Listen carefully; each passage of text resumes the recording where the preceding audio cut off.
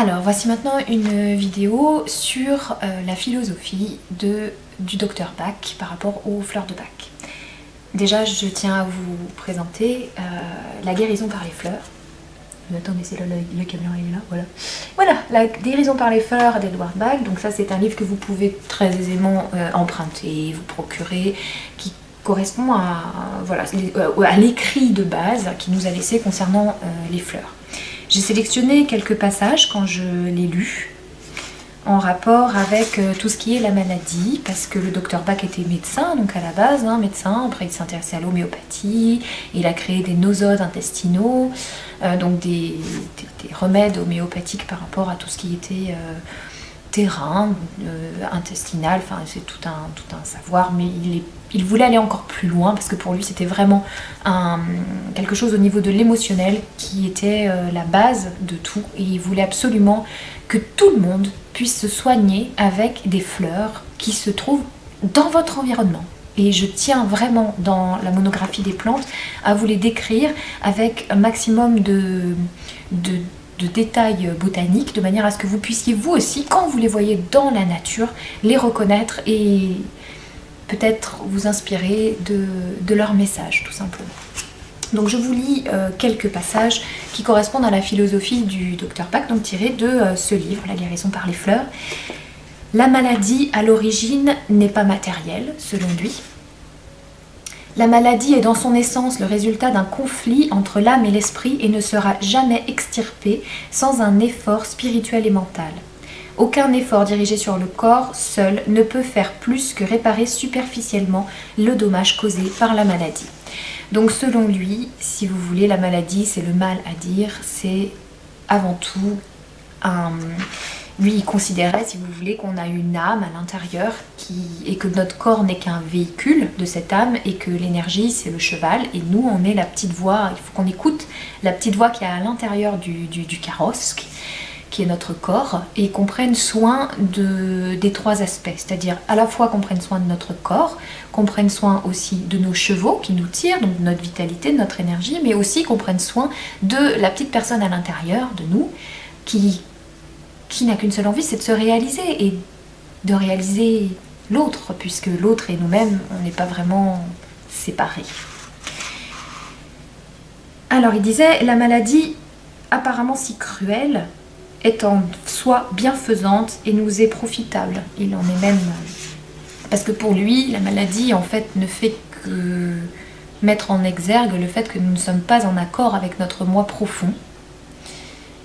Et selon lui, donc, les fleurs permettraient de réharmoniser au niveau émotionnel et de faire en sorte qu'on puisse aussi aider à recouvrer la santé. Alors il est bien évident que tous les traitements fleurs de Bach ne vont pas du tout à l'encontre ou être préférable à n'importe quel traitement que vous pouvez suivre ou prendre. Je vous invite à toujours bien sûr prendre vos traitements. Les fleurs de Bach ne sont là qu'en accompagnement pour gérer le côté émotionnel qui, selon le Dr Bach, est prépondérant et absolument essentiel. Il dit également, il ne faut jamais désespérer, si grave que soit la maladie, car le fait que l'individu jouisse encore de la vie physique est l'indication que l'âme qui le gouverne n'est pas sans espoir.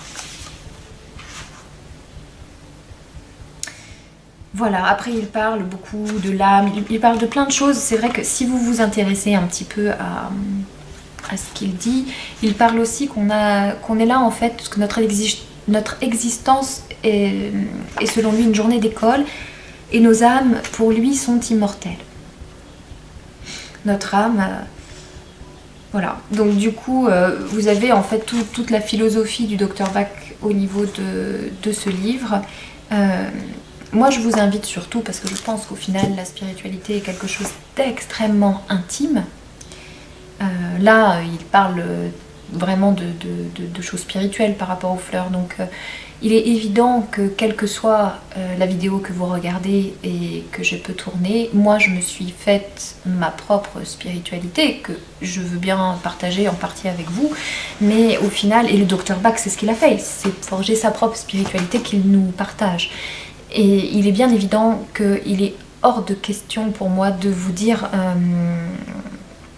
comment penser, quoi faire, ça c'est pas du tout mon délire. Moi ce que je veux c'est que vous puissiez cheminer avec votre cœur, avec votre âme, et c'est ce que le Dr Bach veut également, c'est-à-dire que votre passager secret, selon lui, comme ça qu'il l'appelle, mais au final on a tous une espèce d'intuition, de petite voix intérieure qui fait qu'on est bien, tout simplement, je pense, quand on la suit. Voilà, et moi, cette petite voix intérieure, pour moi, elle me parle de faire ces vidéos et de vous partager ces choses-là avec vous.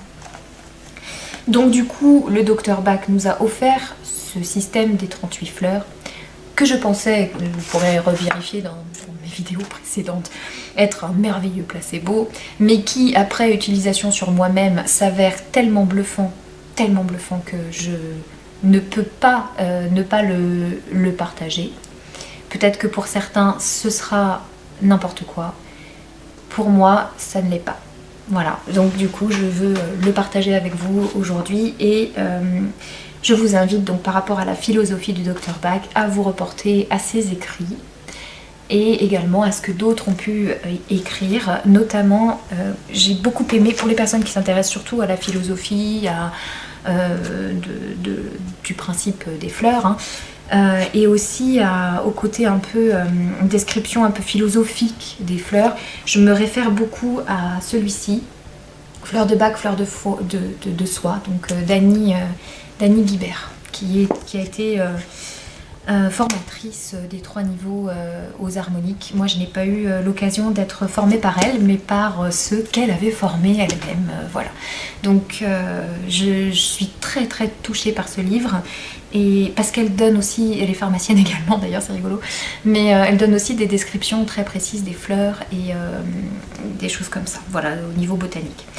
Donc c'est vrai que je parle peu de la philosophie, je fais que vous donner en fait une petite accroche pour ceux qui accrocheraient à tout ça, pour que vous puissiez en fait vous-même vous faire une idée à la lecture de ce livre, donc La guérison par les fleurs d'Edouard Bach.